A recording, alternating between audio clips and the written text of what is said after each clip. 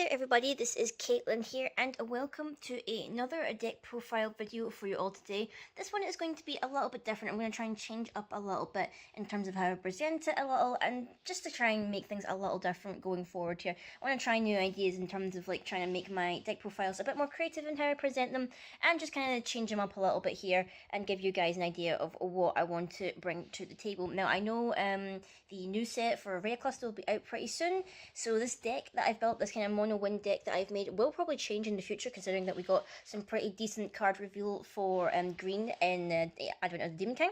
But right now this is my current build for this deck, and I'm going to go over the cards one by one and try and explain why I wanted to include these in this deck, and probably potential for changes and whatnot that I want to make in the future for this deck. So sit tight and I will go over all the cards, all the Resonators, the spells, and anything else in between to help support this mono wind deck. So obviously for this mono wind deck, I decided to go with the Guardian of Wind Magic Stones. I felt like these Guardians need to get a little bit more love, so I'm going to try my best to try and maybe make mono decks for most of the dragons. I'm not sure if I'll make one for the water one, because honestly, I don't like the water one, to be fair, a lot. I think out of all of them, I like it the least, as well as the Darkness Dragon, but I'm going to do my best to see if I can make some decks with the majority of the Guardian Dragons and whatnot, because I feel like they need a little bit more love. Some people think they're pretty bad, considering that their judgment costs 5 compared to a lot of rulers now that maybe only cost 1 or 3 or something like that. But I like this dragon a lot, despite the fact that he doesn't fly, despite having wings and whatnot. So this dragon here is a judgment of 5, which is 2 wind and 3 void. It has wind energize. It also comes with the resonance, where if you get wind magic stone into your field, a target resonator can gain tap and produce any color of will until end of turn, which is the main kind of focus of our deck here. We want to try and get out a lot of little guys and everything like that, so that they can hopefully become mana rampers and whatnot, to try and get some of our bigger resonators out. And when he flips over, which we don't really tend to flip over because we want to try and keep the resonance ability on the ruler side, but if we need to flip, then we will flip.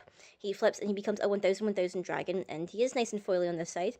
When he flips, we get 2 100 elf counters and put them into our field, or rather elf tokens, and then all resonators we control gain the tap and produce will. So it's pretty nice to have it on that side. At the same time, I would prefer to just have him as a support in the backup. But if we need to flip him, then we need to flip him. But the main idea of this is that we don't really want to have to do that in the long run, because our deck is usually designed to try and make use of our small little mana rampers that we have up in the corner to try and get our way up to the big ones, and then hopefully with the support with our awesome spells here and whatnot. So now I will go over the Resonators for you. So we have 2 copies of Little Red, the Fairy Tale of Air. Now I do want to run a playset of these, and I do own a playset of Little Red. For some reason, I can't find my other 2 copies. I'm not quite sure where they've gone. They're probably stored away in one of my boxes or whatever somewhere, or in one folder that I'm not too sure which folder I've put them in, but hopefully I can find them again, as I would prefer to run a playset of these, because she's pretty awesome in a mono wind deck. If you remember way back when I built my take on a mono wind Lumia, she was an essential part of that. Obviously, you know what she does. She's a 1-drop, 300. She gets 100 stronger for each wind magic stone that you control. And then she gains swiftness as long as you have control a non-special wind magic stone, which is basically all the time, considering our stones are 20 mono wind stones. Next up, we have Tama.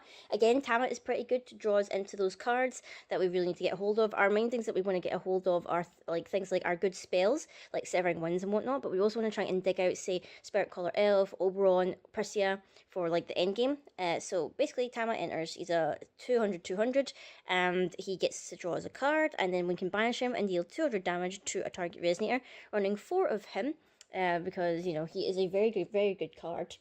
And then next up we have a Spirit Caller Elf, which it's a new card actually. It's from Ancient Knights. I forgot it existed for a long time, but it is actually a decent card or whatever. It has a 1-drop. It's only 100, but when it enters the field, you can put a 100 Wind Elf Resonator token into the field. So immediately on your turn 1, you have 2 Resonators, ideally, if you've managed to call this.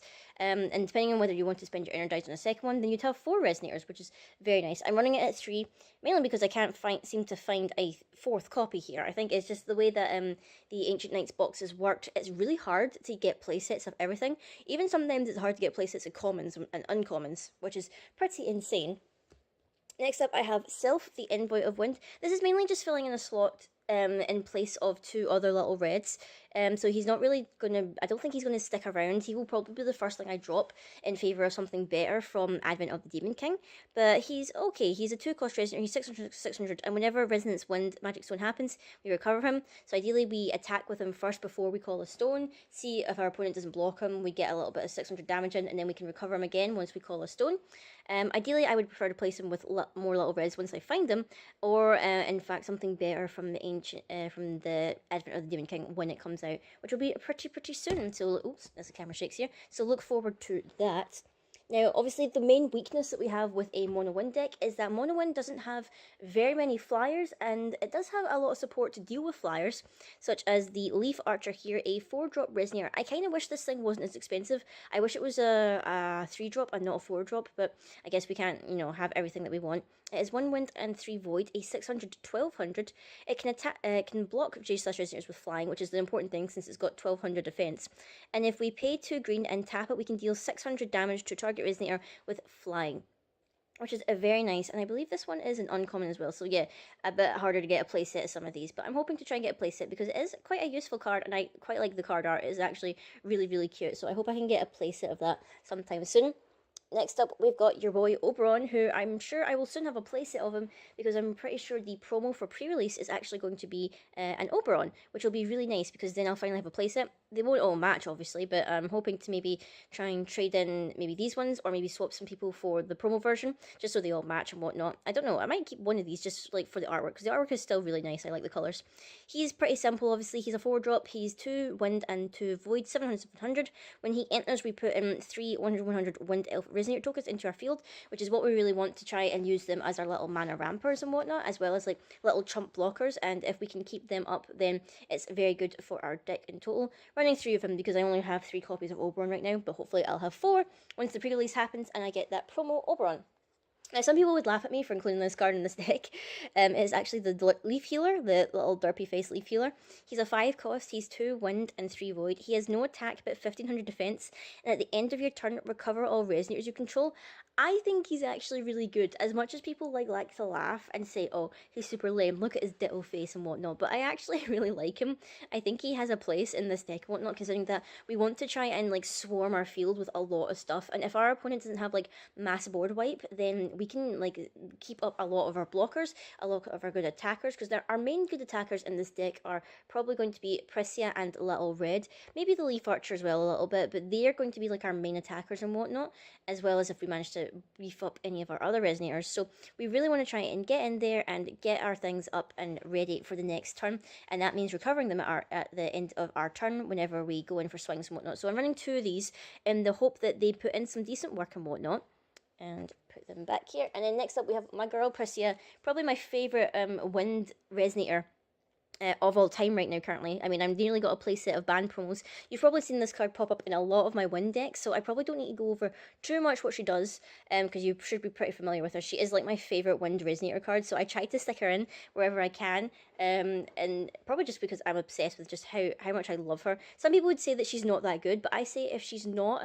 put in her place, if she's not taken out pretty quickly, she can basically ramp up and win a game for you. I've certainly had times where she's came in, clutch like heart of the cards and whatnot, and she's won a game for me just because of how good she is. Obviously, if your opponent removes her and whatnot, then you've got a little bit of trouble there, but if she goes unstopped, then she can be really good. Obviously, what she does is she's a 5-cost Resonator. She's 1000, 1000. I'll do this one here so it's easier to read her text. The Will of Hope doesn't really matter in this case. When she enters the field, or whenever she attacks, you destroy target Resonator your opponent controls with attack less than or equal to this card's attack. If you do, put 2 100, 100 counters on this card, which is a very nice indeed. I like it a lot, and if we manage to beef her up even more, then we can destroy things with higher attack and whatnot. Say if we use one of our buff spells to make her stronger, which is a very nice indeed. Now, going over all of our spells here, first up, I have 1 copy here of Faerur's Command, mainly because it's a hell of an expensive spell. It is 7, it is 3 wind and 4 void. It is very expensive, also a rare, so also very hard to get. Recover all Resonators you control. Resonators you control gain 1000, 1000 and pierce until end of turn. There was one game that I played where this was such a clutch draw. I had like, it was like one of those games where like basically me and my opponent had basically, both of us had built up a wall and neither of us had swung for several turns because we were waiting for someone to like make a mistake, someone to like lower their guard or whatever to finally swing in and let us go in for the kill. I drew this and I played it and literally my whole field just got pumped up and whatnot after recovering. And yeah, I managed to win that game thanks to this one clutch card. So that's why we're only running one copy of it. Ideally, we want to try and win the game before we have to resort to this. But if we're in a bit of a pinch, then it is a good card to have. Obviously, Severing Winds, it's like a must-have in any wind deck. It is an amazing card. I know people have been speculating that the recent edition that came out, which says that, oh, any one cost chance or whatever, blah, blah, blah, or something like that. Or is it the card where it's like, hey, because people are saying, oh, if it's one or less, you can't play it. And people are like, oh, then you can't play Severing Winds, but it's its total cost, not the casting cost, because obviously this says that you don't have to pay the cost if it's your, if your opponent played 2 or more cards. But since it's the actual cost of 4, that addition doesn't affect this. So it's still one of the best counter spells in the game currently, and I'm sure there'll be a lot of debate as to whether or not people will be sad or happy to see it go in the future whenever Lapis rotates out, which will be a very weird time because we'll lose out on a lot of decent cards. Next up, we have 4 copies of Winds of Vitality. I actually really like this card. I think I prefer over Rapid Growth, mainly because it's 600/600 as opposed to 400/400. I know Rapid Growth has Remnant, but at the same time, it's like, well, you get a little bit more bang for your buck with this one because it's 600/600, which is really, really nice. That's basically all it does. Target J/Resonator gains 600/600 until end of turn. Comboing that with Pricia is actually really, really nice. I really like doing that, which is why I'm running 4. This card actually was really good for me in pre-release. Way back, if you remember my pre-release vlog, it is the Windblade. It's a 2-cost chant. It is 1 wind and 1 void. This card deals 300 damage to target Resonator, plus an additional 100 damage for each wind magic stone you control. So this is really, really nice. If you've managed, like back in my pre-release, I think I did get a lot of green, so I did have a lot of green stones to use. So basically, when I played this, I was maybe dealing maybe 700 damage or whatever with my extra wind magic stones and whatnot. And in a deck which is all mono wind with 20 stones, we have the potential here to basically deal a lot of damage just with this one card. I did consider at one point having some stone ramp, obviously like magic research and whatnot, but I felt like the deck didn't really need it. I might incorporate it in, maybe like drop, say, the Silph and whatnot, make it less Resonator heavy and put in a few more spells, but I felt like I didn't need the ramp too much. I don't know, I might end up needing the ramp at some point just because I need to get the bigger Resonators out faster, but usually the Wind Dragon does that for us. We have 2 copies here of Confront the Unknown, which is a 2-cost quick cast spell. It is 1 wind and 1 void. I like this one a lot. 2 target Resonators cannot attack this turn and you draw a card. It's a nice little stall tactic here. I know I used this a lot when it was Echoes of the New World pre-release draft and whatnot. I used that a lot. And then we have 2 copies of Arrow Trap, which is a 1-cost quick cast one. This deals 600 damage to target attacking Resonator. If that Resonator has flying, it deals 1200 instead, which is insanely good. I think I have a couple more copies of this, 2 more copies in my sideboard if I know I'm going up against flyers and whatnot, because dealing with flyers and wind is a bit difficult. I also considered putting in, what was it? I can't remember the name of the card or whatever, the one that instantly kills a flying Resonator. I can't remember the name of it. It was in my previous mono wind deck. And then we have the Secluded Elven Village of Amonsulle, or Amonsulle. I can't remember how you pronounce this card. It is a 1-cost addition. Elf J/Resonators you control gain plus 200 defense. J/Resonators your opponent controls with flying cannot attack your Resonators. And J/Resonators you control can block J/Resonators with flying, which is very, very nice indeed. Running 2 copies of that, mainly to try and make sure that our Resonators can block all those nasty, nasty flyers. And last but not least, we have 1 copy of Faerur spell, which mainly is just to kind of fill in a little bit of space here.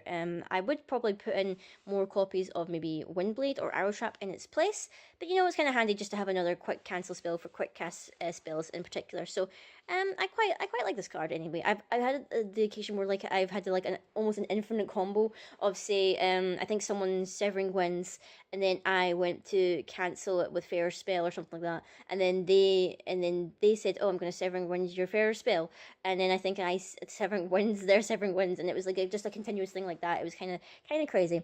And then down here, you can see here, we are running the max. We're running 20 odd wind and magic stones of varying arts. I sadly don't have all of them as feasting, as much as I would like to. If I owned 20 feasting stones, that would be pretty cool. So we have a variety of artwork in here, just like chilling out. I tried to pick the wind magic stones that I like the artwork of the best, and try to went from there. So I hope you guys enjoyed this deck profile. Obviously, with Advent of the Demon King coming out, I'm hopefully going to be doing some more deck profiles and mixing in some of those cards here.